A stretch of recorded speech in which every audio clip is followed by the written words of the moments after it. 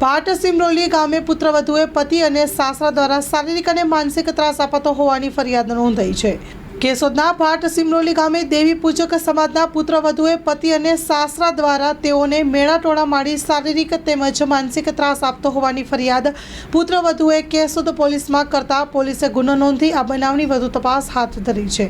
ભારતીય ન્યાય સંહિતા મુજબ આ કામના આરોપી નંબર 1 ફરિયાદીના પતિ તથા અને આરોપી નંબર 2 ફરિયાદીના સસરા તથા હોય અને તેણે ફરિયાદીને અવારનવાર કામકાજ બાબતે મેળાટોળા મારી શારીરિક તેમજ માનસિક દુઃખ ત્રાસ આપી આરોપી નંબર 2 સસરાએ ફરિયાદીની એકલતાનો લાભ લઈ બળજબરીથી તેની સાથે